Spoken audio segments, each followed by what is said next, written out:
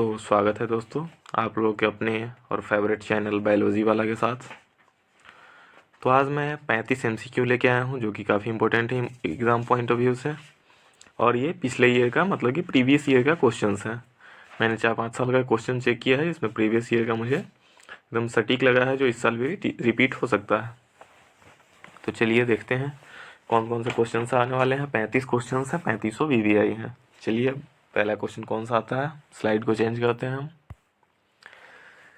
MBBI 35 MCQ will be covered in this video. इस video में 35 MCQ questions cover किए जाएंगे और सारे MCQ these MCQ will come in your final examination 2024। मतलब कि वेरी वेरी इंपॉर्टेंट, इसको मानिए। मैं आंसर भी साथ में बताते चलूँगा, आप लोग नोट डाउन कर लीजिएगा। नोट डाउन करने का भी समय नहीं है तो आप लोग स्क्रीनशॉट ले सकते हैं और साथ ही साथ याद भी करते रहेंगे। 35 MCQ है, पार्ट 1 है, पार्ट 2, पार्ट 3 करके मैं 3-4 वीडियो लाऊंगा जिसमें सारे MCQ कवर हो जाएंगे। Previous year question from biology important for examination 2024 examination के लिए, आने वाले एग्जाम के लिए काफ़ी इंपॉर्टेंट है। चलिए हम स्लाइड को चेंज करते हैं, देखते हैं पहला क्वेश्चन कौन सा आता है। पहला क्वेश्चन है which one is the following is a systematic insecticide. निम्नलिखित में से कौन सा एक व्यवस्थित कीटनाशक है। इसका आंसर होगा फ्यूराडान, जो ऊपर में फ्यूराडान दिया हुआ। विच of the following is a systematic insecticide, Furadan होगा, आप लोग याद रखिएगा। चलिए समय कम है, हम लोग दूसरे क्वेश्चन की ओर बढ़ते हैं। अब दूसरा क्वेश्चन है the enzyme that converts glucose into alcohol is. वैसा एंजाइम जो ग्लूकोज को अल्कोहल में बदलता है उसका नाम क्या होगा। इन्वर्टेज, लाइपेज, डाइनेज और जाइमेज। तो इसका आंसर होगा the enzyme that converts glucose into alcohol is called जाइमेज। जाइमेज answer होगा। ग्लूकोज को अल्कोहल में बदलने वाला एंजाइम को क्या कहते हैं, जाइमेज। चलिए 2 क्वेश्चंस हो गए, एक का आंसर फ्यूराडान होगा और एक का आंसर जाइमेज होगा। उसके बाद हम लोग स्लाइड को चेंज करते हैं। चलिए अब तीसरे क्वेश्चंस के बारे में हम लोग जानते हैं। तीसरा क्वेश्चन क्या है, BOD। इसमें जो भी टिक लगा हुआ है उस पर आप लोग ध्यान नहीं देंगे। जो मैं बता रहा हूँ वो करेक्ट आंसर, ये करेक्ट आंसर नहीं है। जिनसे मैंने क्वेश्चन लिया जो लोग टिक लगाए हुए थे वो रॉन्ग भी हो सकता है और राइट भी हो सकता है। तो राइट आंसर हम लोग आपको बता रहे हैं, उस पर आपको ज़्यादा ध्यान देना है, ज़्यादा फोकस करनी है। चलिए क्वेश्चंस देखते हैं क्या है। BOD of waste water is estimated by measuring the amount. BOD of wastewater is estimated by measuring the amount of क्या हुआ, oxygen consumption, oxygen evolution, biodegradable organic matter, total organic matter. चारों में कौन सा ऑप्शन होगा। हिंदी में पढ़ के देखता हूँ तो आपको कहीं समझ में आएगा। अपशिष्ट जल के BOD का अनुमान किनकी मात्रा को माप कर लगाया जाता है।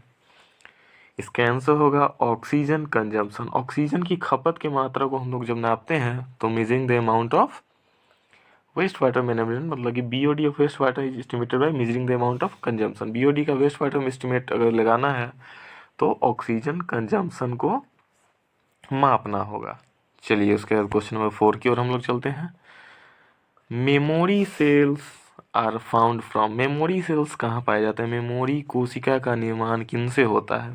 मेमोरी के कोशिका का निर्माण किन से होता है, तो इसका आंसर होगा लिम्फोसाइट से। लिम्फोसाइट से मेमोरी कोशिका का निर्माण होता है। मेमोरी कोशिका का निर्माण लिम्फोसाइट से होता है। इसमें BOD का वेस्ट वाटर होता है ऑक्सीजन कंजम्पशन से। चलिए हम लोग स्लाइड को चेंज करते हैं, देखते हैं अगला क्वेश्चन क्या आता है। क्वेश्चन नंबर 5 पे चलते हैं। क्वेश्चन नंबर 5 क्या हम लोग पढ़ते हैं, which of the following is not a hereditary disease. Hindi में पढ़ते हैं निम्नलिखित में से कौन सी अनुवांशिक बीमारी नहीं है। अनुवांशिक मतलब एक वंश से, मतलब जैसे दादा को था तो उसके पिताजी को, उसके बेटे को, उसके बेटे को, मतलब कि वंश के साथ जो चेंज होते रहता है उसको अनुवांशिक बीमारी कहते हैं। Which of the following is not a hereditary disease. इसमें से हेरिडिटरी डिजीज के बारे में हम लोग पढ़ते हैं। ऑप्शंस क्या है, साइटिक फाइब्रोसिस, हेमोफीलिया, क्रेटिनिज्म और थैलेसेमिया। क्या है, साइटिक फाइब्रोसिस, क्रेटिनिज्म, हेमोफीलिया और थैलेसीमिया। ऑप्शन इसमें होंगे क्रेटिनिज्म। क्रेटिनिज्म होगा। निम्नलिखित में से कौन सी अनुवांशिक बीमारी नहीं है, नहीं पूछ रहा है। अगर होता तो हेमोफीलिया भी है, थैलेसीमिया भी है, सिस्टिक फाइब्रोसिस भी है तो यहाँ पे नहीं पूछ रहा है तो इसमें होगा क्रिटिसिज्म, क्रिटिनिज्म, क्रिटिनिज्म। चलिए हम लोग क्वेश्चन नंबर 6 पे अब चलते हैं। Which of the following group have haploid plant body? निम्नलिखित में से किस समूह में अनुगति पादप शरीर होता है? हिंदी में मैं पढ़ के देखता हूँ। इसमें क्या है, निम्नलिखित में से किस समूह में अनुगति पादप शरीर होता है? विच of the following group have haploid plant body? इसमें ऑप्शंस क्या है? एंजियोस्पर्म, स्टेरिडोफाइट, जिम्नोस्पर्म और ब्रायोफाइट। इसमें ऑप्शंस होगा, क्वेश्चन नंबर 6 का आंसर होगा डी, ब्रायोफाइट्स। चलिए अब क्वेश्चन नंबर 7 की ओर हम लोग चलते हैं। The term pistillate is used for. Pistillate एक वर्ड है, एक टर्म है, शब्द का प्रयोग किया जाता है, कब किया जाता है? बाइसेक्सुअल फ्लावर में, यूनिसेक्सुअल फ्लावर में, यूनिसेक्सुअल फीमेल फ्लावर में और स्टेमिन फ्लावर में, स्टेमिनेट फ्लावर में। तो इसमें ऑप्शंस हो जाएंगे स्टेमिनेट फ्लावर में। स्टेमिनेट फ्लावर में हम लोग पिस्टिल का यूज करते हैं। अब चलिए क्वेश्चन नंबर 8 की ओर हम लोग चलते हैं। क्या है अगले पेज में? Biogeochemical cycling means. बायोजियोकेमिकल एक साइक्लिंग है, उसका मतलब क्या होता है? ऊपर में हम लोग पढ़ते हैं, भू जैवरासायनिक चक्र का अर्थ है। Biogeochemical cycling means, biogeochemical cycling means cycling of water, cycling of energy in an ecosystem, cycling of nutrients in an ecosystem और cycling of gases between plants and the atmosphere. इसका आंसर आप लोगों के सामने है, cycling of nutrients in an ecosystem, cycling of nutrients in an ecosystem. Question number 8 का answer है option C, option C, cycling of nutrients in an ecosystem. चलिए question 9 की ओर चलते हैं। Which of the following utilise inorganic material? Question number 9 क्या कहेगा? Which of the following utilises inorganic material? Autotrophs है, सैप्रोफाइट्स है, हेट्रोट्रॉप्स है और डिकम्पोजर्स है। ऑटोट्रॉप्स है, हेट्रोट्रॉप्स, सैप्रोफाइट और डिकम्पोजर। तो इसका ऑप्शन हो जाएगा, क्वेश्चन नंबर 9 का आंसर होगा डिकम्पोजर। निम्नलिखित में से कौन सा अकार्बनिक पदार्थ का उपयोग करता है? स्वपोषी, विषमपोषी, मित्रोपयोगी, अपघटक। इसमें होगा अपघटक, मतलब डिकम्पोजर्स। चलिए क्वेश्चन नंबर 10 हम लोग पढ़ते हैं। लाइकेन किनके क्रम में अग्रणी है? लाइकेन किनके क्रम में अग्रणी है? स्लाइड को चेंज करते हैं, तब इंग्लिश में हम लोग पढ़ते हैं। चलिए लाइकेन किसके क्रम में? Lichen is a pioneer in succession of. क्या होता है इसका answer? Lichen is a pioneer in succession of hydrosere, xerosere, lithosere, both B and C. इसका आंसर क्या होता है हम लोग देखते हैं फटाफट से। क्वेश्चन नंबर 10 का आंसर होगा lichen is a pioneer in succession of hydrosere. Option A इसका होगा। अब चलिए क्वेश्चन नंबर 11 की ओर हम लोग चलते हैं। समय कम है, एग्जाम का टाइमिंग भी कम है और हम लोग को तैयारी भी अच्छे से कर लेना है। चलिए क्वेश्चन नंबर 11 की ओर हम लोग चलते हैं। Which of the following is not a producer? Which of the following is not a producer? निम्नलिखित में से कौन सा उत्पादक नहीं है? निम्नलिखित में से कौन सा उत्पादक नहीं है? जो उत्पादन नहीं कर सकता है वो पूछ रहा है इसमें। अब देखते हैं क्या चीज़ है इसका ऑप्शंस। एग्रीकस, वॉल्वॉक्स, नॉस्टक और स्पाइरोगाइरा। ऑप्शन फटाफट से हम लोग देख लिए हैं। अब चलिए इसका आंसर देखते हैं और आंसर इसका होगा option A, Agaricus. Which of the following is not a producer में होगा एग्रीकस। चलिए क्वेश्चन 12 की ओर हम लोग चलते हैं। अनुवांशिक अभियांत्रिकी में प्रतिजैविकों को प्रयुक्त किया जाता है। In genetic engineering the antibiotics are used. 4 option है। To select healthy vectors as selectable marker, to keep the culture free from infection और बोथ ए एंड सी। तो इसमें पहले से टिक लगा हुआ है टू कीप द कल्चर और फ्री ऑफ इन्फेक्शन, ये गलत है। इसका ऑप्शन होगा as selectable markers. In genetic engineering the antibiotic are used as selectable marker, option B होगा क्वेश्चन नंबर 12 का आंसर बी होगा, एज सेलेक्टेबल मार्कर। ये आंसर गलत है, एज सेलेक्टेबल मार्कर। चलिए हम लोग स्लाइड को चेंज करते हैं, देखते हैं क्वेश्चन नंबर 13 क्या होता है फटाफट से। चलिए क्वेश्चन नंबर स्क्रीन आपके सामने ओपन हो चुका है। The DNA fragments separated on an agarose gel can be visible after staining with, क्या है, 4 ऑप्शंस हैं, एनेलाइन ब्लू, ब्रोमोफेनॉल ब्लू, इथिडियम ब्रोमाइड और एसीटोकार्माइन। इसका ऑप्शन होगा चारों में से क्वेश्चन नंबर 13 का B, ethidium bromide. The DNA fragment separated by on an agarose gel can be visible after staining with ethidium bromide. इसका आंसर होगा इथिडियम ब्रोमाइड, मतलब क्वेश्चन नंबर 13 का आंसर बी होगा। साथ में नोट डाउन करते चलिएगा आप लोग। मैं आगे की तरफ बताऊँ, अगला क्वेश्चन क्या आ रहा है हम लोग के पास। आइसोगेमेट्स आर प्रेजेंट इन समयुग्म पाए जाते हैं फ्रॉग में, बर्ड में, फ्यूकस में और क्लेडोफोरा में। Isogametes are present in Cladophora, simply है क्वेश्चन नंबर 14 का आंसर डी है, option D, Cladophora. Isogametes are present in Cladophora, याद रखिएगा। चलिए अब क्वेश्चन नंबर 15 की ओर हम लोग चलते हैं। पहले हिंदी में पढ़ते हैं, उसके बाद फिर स्लाइड चेंज करके हम लोग उसको इंग्लिश में भी देखेंगे।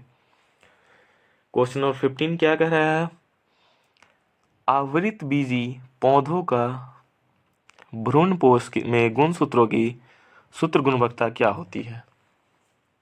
N, 2N, 3N, ए और बी दोनों, मतलब कि N और 3N दोनों। चलिए स्लाइड को चेंज करते हैं, इंग्लिश में पढ़ते हैं तो आपको समझ में आएगा। What is the ploidy level of chromosome in the endosperm of angiospermic plant? Option A होता है N, ऑप्शन 2N, 3N और ए और B. Question number 15, What is the ploidy level of chromosome in the endosperm or angiospermic plant is 3N। इसका option 3N होगा, मतलब question number 15 का answer B होगा। चलिए क्वेश्चन नंबर 16 की ओर हम लोग देखते हैं क्या है। How many chromosome are there in human gametes, human gametes में टोटल क्रोमोजोम कितने होते हैं। इसका सीधा आंसर 46 होगा, जिस पर टिक लगा हुआ राइट आंसर है। पेयर अगर पूछेगा कितने पेयर्स होते हैं तो उसमें हम लोग 23 लगाएंगे, लेकिन यहाँ पर सिंपली पूछ रहा है हाउ मेनी क्रोमोजोम, मतलब कि टोटल क्रोमोजोम ह्यूमन गेमेट में कितना है, तो 46 है। अगर टोटल पेयर पूछेगा तो 23 पेयर है और टोटल नंबर 46 है। कंफ्यूज नहीं होना है, टोटल क्रोमोजोम पूछेगा तो 46 और अगर पेयर पूछता है तो 23। ओके, चलिए अगले क्वेश्चन की ओर। Cyanobacteria are useful biofertiliser in the field of, क्या होता है, व्हीट होता है, rice, maize, sugarcane. Cyanobacteria useful biofertiliser in the field of, cyanobacteria सबसे यूजफुल बायो फर्टिलाइजर मतलब कि खाद के रूप में साइनोबैक्टीरिया का किस चीज़ में यूज़ कर सकते हैं हम लोग, राइस के फील्ड में। जिसमें टिक लगा हुआ है वो राइट आंसर है, 17 का सी राइट आंसर है। अब चलिए अगले क्वेश्चंस की ओर हम लोग क्वेश्चन 18 की तरफ बढ़ते हैं। कॉपर टी किसे रोकता है, कॉपर टी प्रिवेंट फ्रॉम अंडे की परिपक्वता, अंडोत्सर्ग, निषेचन और ए एंड सी दोनों। मैं स्लाइड को चेंज करता हूँ, इंग्लिश में पढ़ता हूँ, तब आप लोगों को ज़्यादा समझ में आएगा। चलिए मैंने स्लाइड को चेंज किया। Copper T prevent from egg maturation, ovulation, fertilisation और बोथ ए एंड सी। इसका राइट आंसर होगा क्वेश्चन नंबर 18 का, copper T prevent from fertilisation, जिसमें टिक लगा हुआ है वो राइट आंसर है। ओके, चलिए क्वेश्चन 19 की तरफ हम लोग बढ़ते हैं। समय काफ़ी कम है और क्वेश्चन काफ़ी ज़्यादा है। चलिए क्वेश्चन नंबर 19 की ओर। Retrovirus is a causal organism of which of the following disease. Retro विषाणु निम्न में से किस बीमारी का रोगजनक है। फाइलेरिया, एड्स, स्पाइलिस और both B and C. 4 option आपके पास, फाइलेरिया, एड्स, स्पाइलिस और both B and C. Question number 19 का राइट आंसर होगा एड्स। HIV हो या एड्स हो, दोनों में से कोई भी ऑप्शन रहेंगे तो हम लोग उसमें टिक मारेंगे आंख बंद करके। चलिए अब अगले क्वेश्चन नंबर 20 के साथ हम लोग चलते हैं।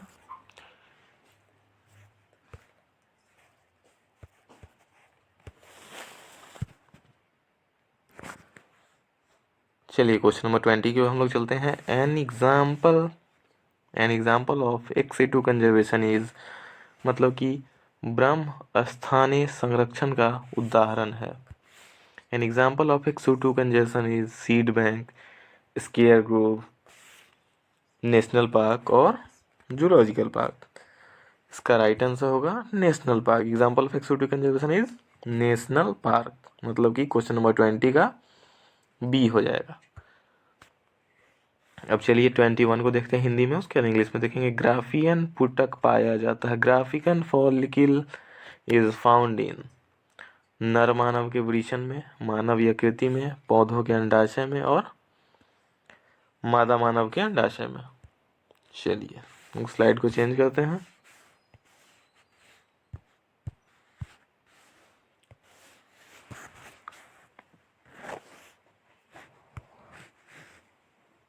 एक मिनट, एक स्लाइड ज़्यादा हो गया है, सॉरी, बैक करते हैं। चलिए, Graafian follicle is found in, Graafian follicle कहाँ पाया जाता है? Testis of human males, liver of human beings, ovaries of plant, ovaries of human female. Graafian follicle is found in, इसका राइट आंसर होगा, question number 21 का right answer होगा ovaries of human female. Right answer होगा 21 का D. अब चलिए 22 की ओर चलते हैं। 22 क्वेश्चन क्या है, क्या कहता है? In submerged plants the stomata lie on. Submerged plants मतलब एक्वेटिक प्लांट्स, सबमर्ज मतलब जो पानी में डूबे हुए पौधे हैं, उनका स्टोमाटा कहाँ होता है? जो पानी में डूबे हुए होते हैं, सबसे पहला जानकारी आपको बता दें कि उनके पास स्टोमाटा होता ही नहीं, क्योंकि स्टोमाटा किसको कहते हैं? Small pores in the leaf. जो पत्तियों में छोटे छोटे छिद्र होते हैं उनको स्टोमाटा कहते हैं। तो जो सबमर्ज प्लांट होंगे, जो पानी के अंदर होंगे, उनमें स्टोमाटा नहीं होता है, छिद्र नहीं होते हैं। इसका राइट आंसर हो जाएगा नॉट ऑन एनी सरफेस, उसमें स्टोमाटा होते ही नहीं है। रॉन्ग आंसर है अपर सरफेस पे, sorry.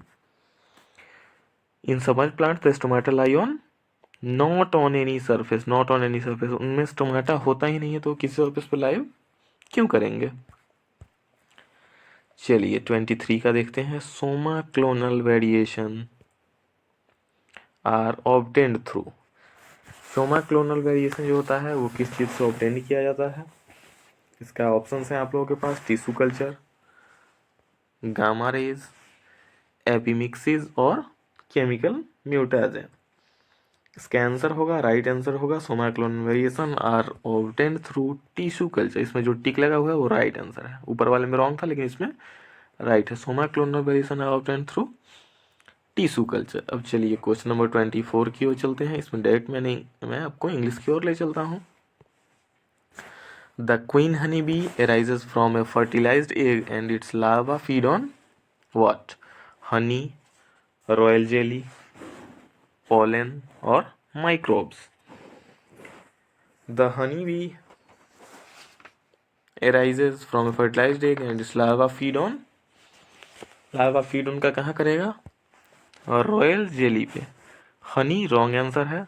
The queen honey bee arises from a fertilized egg and its larva feed on royal jelly, royal jelly पे उनका लार्वा फीड करता है। चलिए क्वेश्चन नंबर 25 की ओर चलते हैं। Fall pox is caused bye, fall pox किस चीज़ के कारण होता है? बैक्टीरिया के कारण, वायरस के कारण, एक्टोपैरासाइट के कारण और इंडोपैरासाइट के कारण।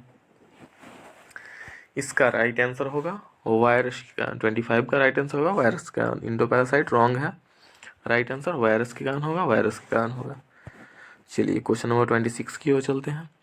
Auto polyploidy can be induced by a artificial by colchicine, colchicine, colchicine, colchicine, chloroform और क्लोरोक्यूनाइन।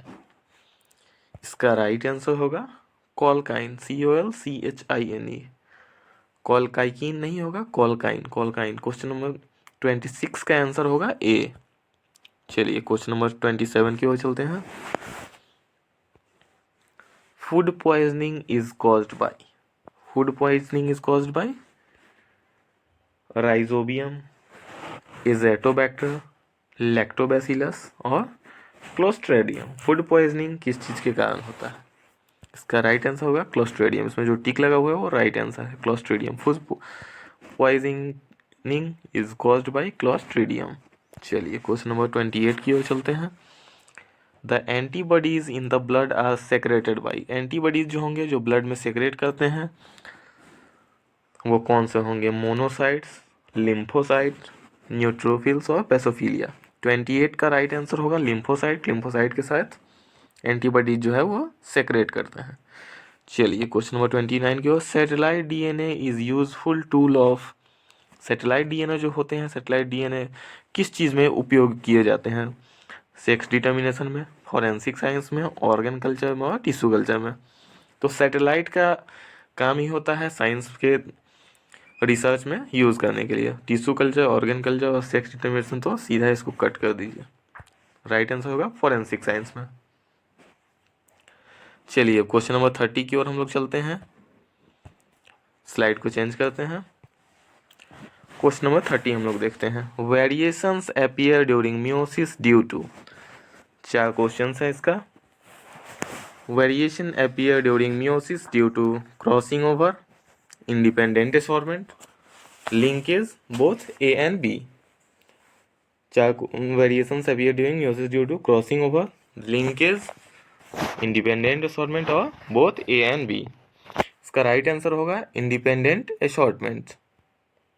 चलिए अब अगले क्वेश्चंस की ओर हम लोग चलते हैं। क्वेश्चन नंबर 31 क्या कह रहा है? Manas sanctuary is located in. Manas sanctuary कहाँ लोकेटेड है? इसका 4 ऑप्शन है आपके सामने। आसाम में, गुजरात में, बिहार में और राजस्थान में। इसका राइट आंसर है गुजरात। जिस पर टिक लगा हुआ है वो रॉन्ग है। Manas sanctuary is located in Assam इसका राइट आंसर है। चलिए क्वेश्चन नंबर 32 की ओर हम लोग चलते हैं। Which of the following is not a restriction enzyme. इसमें से कौन है जो रिस्ट्रिक्शन एंजाइम नहीं है? इको R1, HIND3, BAMHI और pectinase. Which of the following is not a restriction enzyme. इसमें से कौन रिस्ट्रिक्शन एंजाइम नहीं है? इसमें BAMH1 होगा, जिस पे टिक लगा हुआ है वो राइट आंसर है। चलिए क्वेश्चन नंबर 31 की ओर। 31 तो हो चुका है, 32 हो चुका है, 33 की ओर हम लोग स्लाइड को चेंज करते हैं। चलिए क्वेश्चन नंबर 33 क्या कह रहा है? Genetically modified crops can be produced by. Genetically modified crops जो होंगे वो किस चीज़ के साथ प्रोड्यूस किए जाते हैं? Micro propagation, cross breeding, recombinant DNA technology और सोमैटिक हाइब्रिडाइजेशन। क्वेश्चन नंबर 33 का राइट आंसर होगा recombinant DNA technology. Micro propagation जिस पर टिक लगा हुआ है रॉन्ग है। Genetically modified crops can be produced by recombinant DNA technology इसका राइट आंसर है। चलिए क्वेश्चन नंबर 34 के साथ। Onion is propagated through. Onion प्रवर्धन होता है, प्याज का प्रवर्धन किसके साथ होता है? लीव्स के साथ, सीड्स के साथ, राइजोबियम के साथ और बल्ब के साथ। राइजोबियम रॉन्ग आंसर है, बल्ब इसका करेक्ट आंसर है। बल्ब जो होगा वो करेक्ट आंसर होगा। चलिए अब लास्ट क्वेश्चन की ओर। 34 हो चुका है, लास्ट क्वेश्चन की ओर हम लोग चलते हैं 35 के साथ। Haemochorial placenta is found in which of the following. Haemochorial placenta जो है वो किस चीज़ में फाउंड होता है? कैट में, ह्यूमंस में, डॉग में और हॉर्सेज में। तो हेमोक्लोनियल प्लेसेंटा नाम से ही पता चल रहा है कि हेमोक्लोनियल है, तो ज़्यादा चांसेस है इसका ह्यूमंस के साथ ही। तो ह्यूमन इसका राइट आंसर है। Haemochorial placenta is found in which of the following? Humans. चलिए 35 क्वेश्चन आज के लिए पूरा हुआ। आप लोग केवल रिवीजन करते रहिए, बार बार वीडियो को देखते रहिए और अच्छा लगे तो लाइक शेयर सब्सक्राइब करते रहिएगा। थैंक यू फ्रॉम बायोलॉजी वाला। Thank you all of you.